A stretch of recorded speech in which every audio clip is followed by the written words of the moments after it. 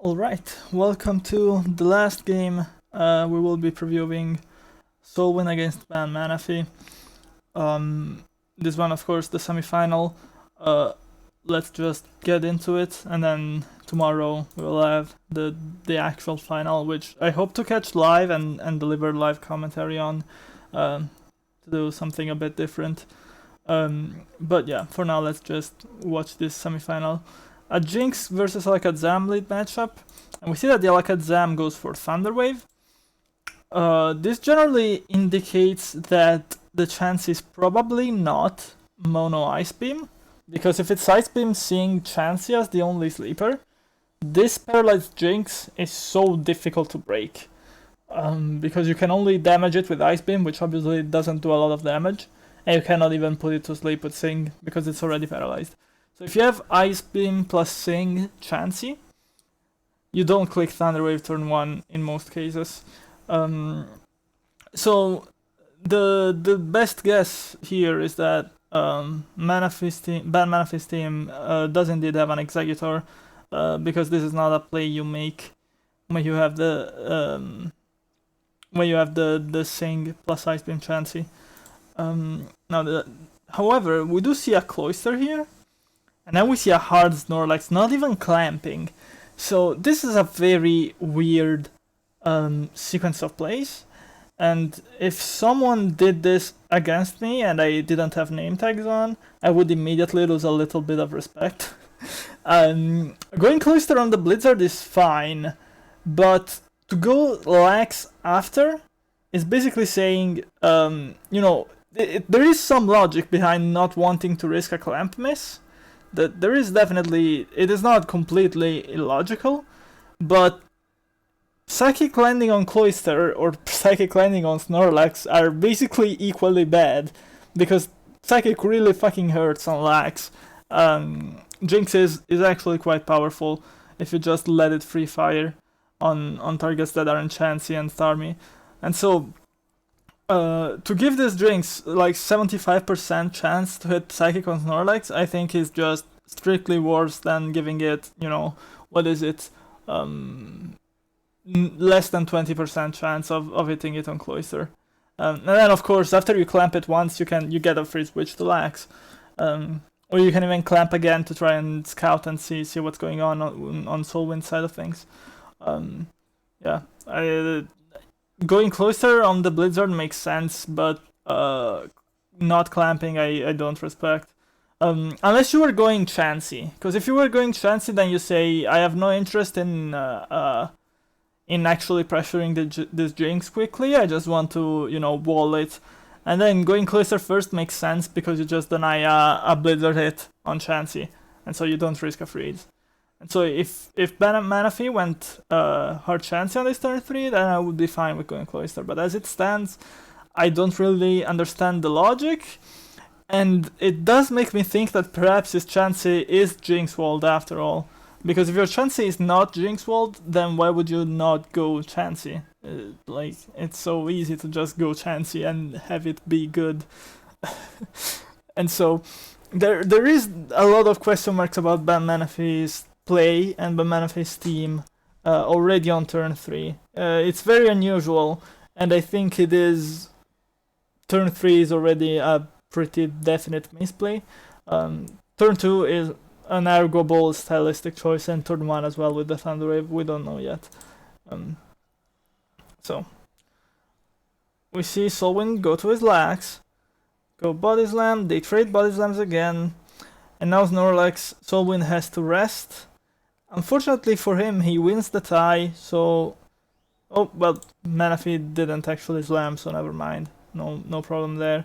He does get Reflect up, then he slams. Hyper Beam does not get the range. This is, if he rolls very high, this can actually kill. But it's tight. But Snorlax lives on 1%, gets his Reflect up, and now can rest freely on the recharge turn.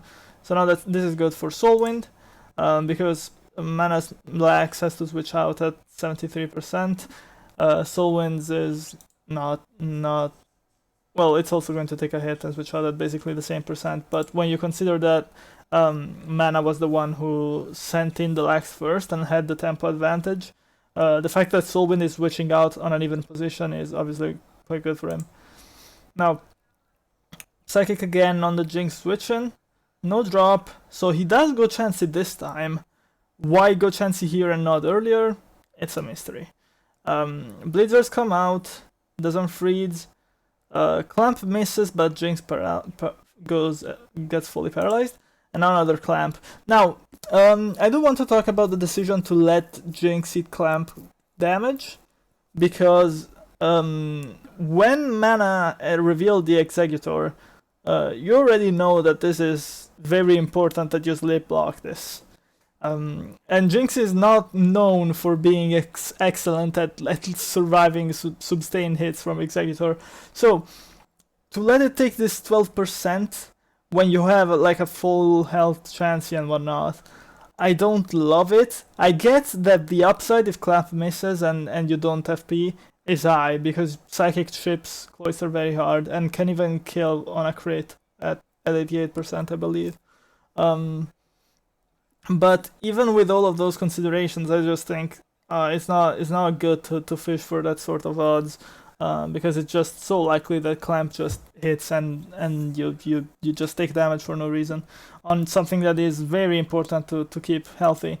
And so, indeed, when this Executor comes in, now SoulWind has to go back to Jinx. Manaphy reads it correctly and clicks Psychic. This is now in Hyper Beam range. What will happen? Hyper Beam predict correctly. So SoulWind does get to T-Wave this egg now. And now you do have another turn where you have to predict though, because it's once again Sleep Powder against Hyper Beam. What's going to happen? Obviously you want to block the sleep with Jinx, but if Mana calls it and just Hyper Beams again, which is a bit of a wild play, but definitely one within the realm of possibilities, then you are in bad shape. And of course, hitting Sleep Powder through paralysis is only 56%, I believe, somewhere around those numbers. So it's perfectly reasonable to click Recover. Unfortunately for him, Manaphy does Sleep Powder, gets the read correctly, and hits it through paralysis. So now SoulWind is in an actually very tricky spot, because his Snorlax is already shipped, and his Starmie, which is normally the Tauros check, by definition, you know, the closest thing we have to a Tauros check. Well, you could argue Cloister, but not really relevant to what I'm saying here. His best Tauros check is asleep, out of commission, and his second best is already chipped. So now this is very bad for SoulWind. And this Tauros Body Slam hits, but then he goes for Fire Blast, which is... Yeah, okay, so there is a Cloister here, and the Cloister is healthy. And the Starmie is asleep, which means it cannot really block Tauros coming in again. I think Mana should have just tried to go Cloister and play this slowly and controlled, because his Tauros is looking like such a danger to SoulWind's team right now. Of course, we don't know SoulWind's last. It's probably, well, you know, one is Tauros, but the other one we don't know. It's probably not Executor, although it could be, but probably not. It might be something like Jolteon, it might be something like Raidon, but in either case, you really want your Tauros to be ready and available, because it will be very important in those late stages. And so to risk a Fire Blast here, which, you know, obviously it can miss, and it's not even... like, you know, Body Slam at least, maybe you do take damage back, but at least you're guaranteed to make progress. Fire Blast doesn't even achieve that. So, not really a big fan of this, because of course in a desperate position where you do need the burn, then you're happy to click Fire Blast and take those odds. But in this position where you're already advantaged, I don't think you need to take that sort of risk. So really not a fan of this Fire Blast, and of course it gets punished by the RNG here. So now, after taking 30% damage for free, Mana does go to his Cloister. The Cloister does get paralyzed by Body Slam, which is annoying. But now we finally get to see Chansey moves. This Chansey is Reflect from SoulWind, which I think is not uncommon on Jinx teams nowadays. Thunder Wave, of course, and mana reveals Ice Beam. We sort of always guessed from turn 1 that this Chansey had Ice Beam, but now we want to see if this Chansey is something like Ice Beam counter Thunder Wave, or something wild like that cannot hit Jinx, which is a possibility. Because otherwise his early plays don't make a whole load of sense. Now, we see SoulWind going lax, and SoulWind correctly clicks EQ, scouting for the counter. I really like this play from SoulWind. He was, recalled something that happened 30 turns earlier, and he had a very clear picture of his read on Manaphy's team and Manaphy's potential options. And that is something that you don't see from a lot of lower level players. SoulWind obviously absolute titan of our game. Keeps in mind the information that he previously discovered, or guessed at least. I guess it wasn't really discovered information, but it was, a very reasonable guess. Keeps it in mind and makes use of it here. Does not risk getting countered. I'm a really big fan of this Earthquake. But Manaphy does go Cloister, so none of that actually ends up mattering. Cloister tanks a Slam and gets to heal. SoulWind says, fine, I will also take my heal up, which is very good actually, because he will need this Snorlax to try and survive the Tauros. Now, Jinx comes in again, and inexplicably, mana does not click Clamp. This Jinx was dead. As dead as it gets. And it just gets to rest freely now. And I don't know if mana is just scared of flicking a move with 75 accuracy, but in RBY, when you're playing with Pokemon that are paralyzed so often, that's 75% to move.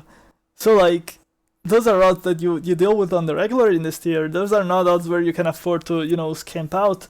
Which is, it's also super weird because he doesn't run away from the Fire Blast odds. He gets greedy there, but here on Clamp he doesn't.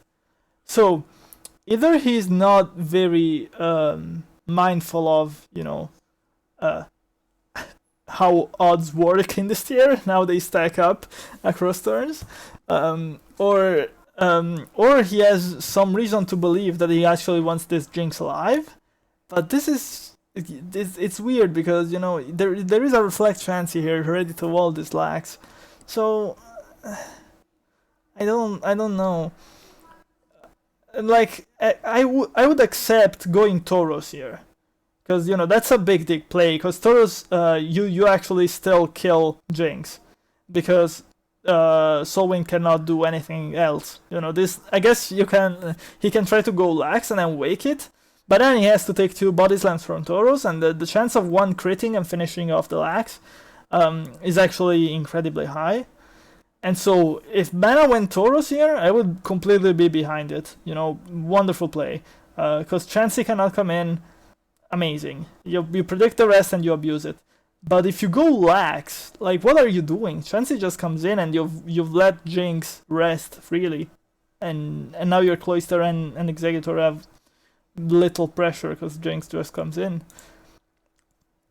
So yeah, I really don't understand this Snorlax play from mana. It was either Clamp or Tauros, no other play. Now the Reflect comes in, and the Soft Boil comes out. And now SoulWind, he could go Jinx as well on this Chansey and try to scout this last move on Mana's Chansey, but at this stage of the game, with all due respect to Mana, who is, he was my teammate. Well, he wasn't actually on the team, but he was a huge contributor to my team in SPL9. I have some history with him. I like him. He's a good dude. But at this stage, his plays haven't really made a lot of sense cohesively. So I would try to go Jinx to try and know for certain what moves this Chansey has, because I don't feel confident. I would not feel confident guessing anything at this stage, because some of the things he has done, I would not have predicted them. they don't they didn't follow the strictest logic. So to try and guess his sets based on logic is not the most reliable line of play here, with all due respect. So I do think going Jinx and just seeing if he feels like clicking Thunderbolt or Seismictus is not entirely unreasonable. But then again, you do leave the door open for Tauros if you do that. So maybe not. Maybe this is safer and much more correct. So the Lex wakes up. Now the Jinx comes in on Cloister, now that the Lex has got his free turn. So now Tauros comes in, but you see the Lex now only gets to take one Body Slam and is fine. And so now Tauros has to switch out again. Now this is still a very winning situation for Manaphy, because he got his leap. And this is the thing with Jinx teams against Executor teams. You get your leap first, but then you're playing with Jinx, and your opponent is playing with 5 real Pokemon, and you just have this half decent thing that just gets destroyed by Tauros. And if your Starmie has to take sleep, then the enemy Tauros just loves every return that you give it. And so there's just a mechanic where Jinx is a bad Pokemon that lets Tauros come in, and yeah, and the Mana Steam still has a normal move switch in Cloister.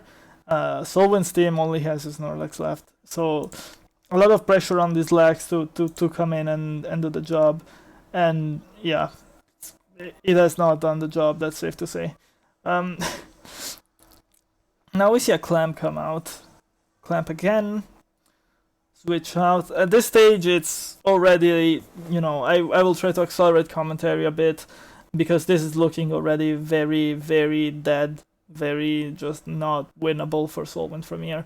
Just having your Starmie as leap when you rely on it to answer Tauros is never good. And this is the problem historically with Jinx teams. They lose to Executor pretty hard. Executor plus Tauros is just one gets Starmie to sleep and the other just kills everything. And so either you need very excellent techs in your other slots, or you need to make sure that your Jinx doesn't get compromised like it did. Or you try to wake Starmie up, but that's not something SoulWind has tried to do on the Cloister. And even still, trying to wake Starmie up at this stage seems really tricky, because the Executor just clicks Sleep Powder again. But now that the Jinx is not paralyzed, that is a lot more feasible at least. So maybe if instead of staying with this 58% health lax on the Cloister, maybe SoulWind could have gone Starmie and just try to wake. But it is reasonable to rest on that turn, to try to heal it up. It's not the worst play. It's actually a pretty good play. So I don't disagree with it. He just got a bit unlucky there, but it was already at a disadvantage for sure. He did just need to wake this Starmie up, because it is absolutely an unwinnable position. Unless you get Miracle Freezes or something. But yeah. Now bad mana. T-Waves again. Will we finally see other moves on this Chansey? Is it Counter Last? It might be, because this Chansey is just clicking Ice Beam. So yep, still Ice Beaming and hoping to do damage to a Jinx. Now, this is why Jinx is actually a good Pokemon sometimes, because if you get it in and you do land the Chansey matchup, look at Mana's team. What actually likes to switch in on Jinx? Not much. Not much at all. But the problem with this is that to get Jinx into a position where she can fire attacks, you just have to do so much work, because she's so frail, so prone to chip from Clamp, so prone to Hyper Beams from Eggy, so prone to Body Slams from everything. You have to do a lot of work to get this Jinx in a position where she can actually pressure, and even then this pressure is often just solved by going back to Zam, clearing the drops, and back to Chansey. So yeah, Jinx is not entirely awful. Obviously it's a Pokemon that sees a lot of play for a reason. She's definitely viable, but does suffer these matchups in particular.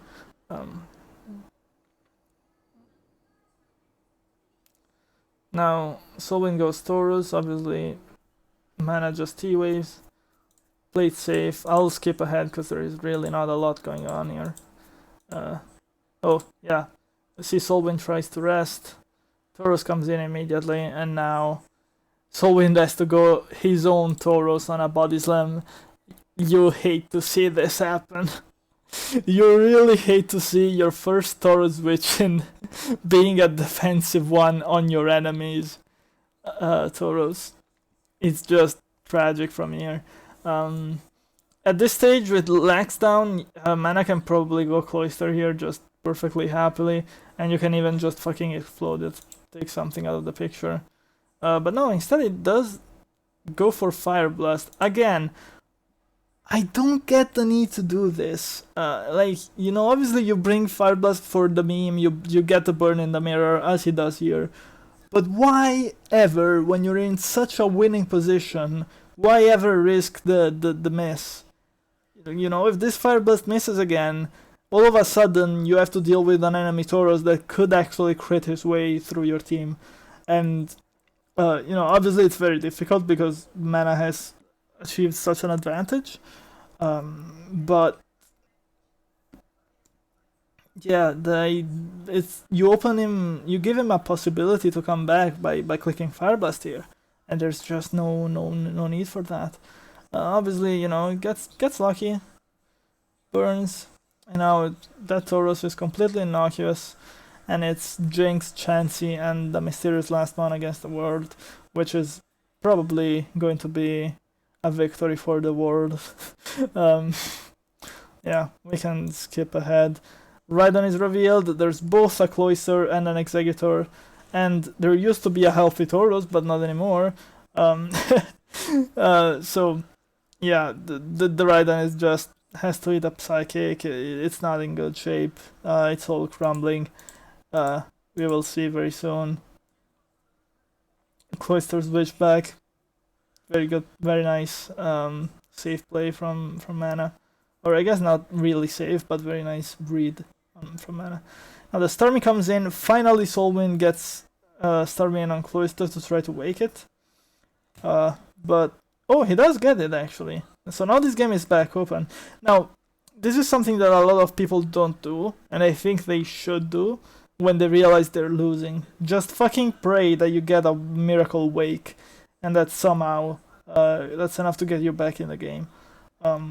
Because in his position, he needed to find a miracle answer to Taurus somewhere. And if he didn't find it, he was always going to lose. And we saw it how the combination of Taurus and Cloister eventually just killed his Lax. Obviously there was some luck involved, but if not then, it was going to happen eventually. Just because Taurus got to click Body Slam way too many times, eventually an attack was going to crit. So he needed this to wake, and it only wakes when the game is a bit already very much slipped out. Now Chansey comes in, try to T-wave it, doesn't actually T-wave it. This Ice Beam, oh, what did I do? Were we around turn 90? I sure hope so. Yes, we were. Clamp, Taurus, wake, recover, Ice Beam. This Ice Beam is questionable. I guess he's trying to hit Raiden coming in on Thunder Wave. But Jinx is also happy to come in on Thunder Wave. Jinx ran out of Psychic, by the way. Just to illustrate my earlier point of it not really being enough to break Chansey. Yeah, Jinx really tried her best, it was not enough.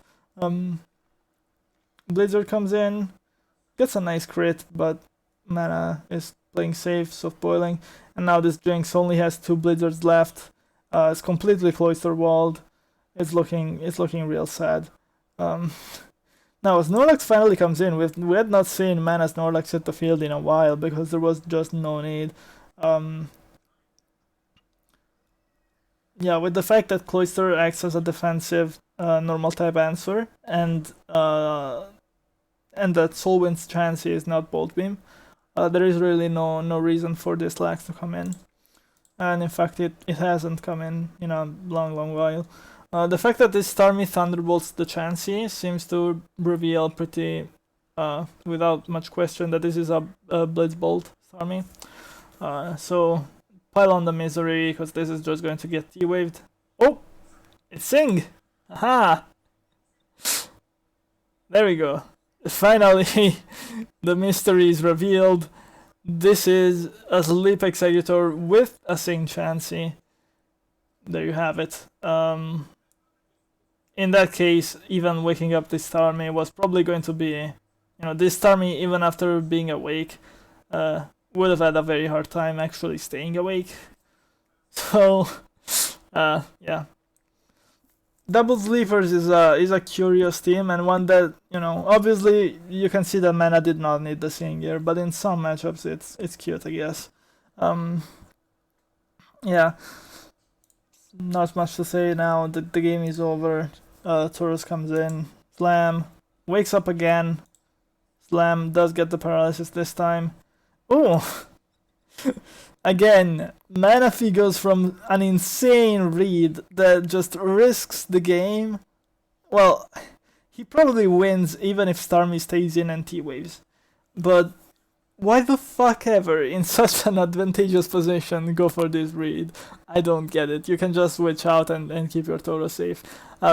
This is the sign of someone who has not played enough RBY to understand the value of a Taurus, I think. But yes. Yeah, at this point he's just clicking whatever the fuck he feels. Yep, fuck it, click Fire Blast, why not? Why not? Click Fire Blast on Chansey, what could go wrong? He does what he wants, man. Okay. Well, this game is over. Explosion nails the Chansey. At this stage there is very little to be done. Substitute, Reflect. This Raiden does not seem to have rest. Indeed it doesn't. It drops to Hyper Beam. Starmie drops to Body Slam. Kind of on a high roll, but yeah, it is what it is. This game, I will say I was perplexed by a lot of the finer details of Mana's plays. I am perplexed by his build, but it did find a fantastic matchup, so I guess props to him. I'm really not a fan of this Cloister thing. I'm really not a fan of Cloister with Executor together because it's just too slow. But it turns out that, SoulWind also decided to go for the very slow build with the Raiden in the back. And so having these two Pokemon together, maybe another team would have had Alakazam here, and then Alakazam could have done a number on, Executor and Cloister and Snorlax and Tauros. That would have been something to see. Or maybe Alakazam could have just taken Sleep and Starmie would have helped. Which is perhaps the line of play that SoulWind should have gone for. Just Sleep sack the Raiden. Once you know that Executor and Cloister are in the picture, two mons that are notoriously excellent against Raiden, you just Sleep sack it. That's a viable option. You don't need it for an electric or anything because you've already scouted every move. So yeah. I feel like in terms of play, SoulWind definitely had the better, finer details in this game. But in terms of big decisions, I think around the Sleep, maybe he should have just sacked Raiden. Obviously, that's easier to say in retrospect than live in the moment, but when you have a Raiden, you can't sit down to consider, he knew at that stage Cloister and Executor were in, so he could have done something about it maybe. But other than that, I think SoulWind played quite well, and there's very little to criticize other than a team choice that isn't so sturdy in current year. Even if Mana's team is definitely not one that is too common. The Soul Cloister in the back, a very slow team, very, very dangerous team to bring. But, it worked. Didn't find the Zapdos matchup that would just crush this team so badly. And so Mana did a good job to take this game. But overall, SoulWind still showing a very, very competent game. Not too many imprecisions. A lot of imprecisions from Mana.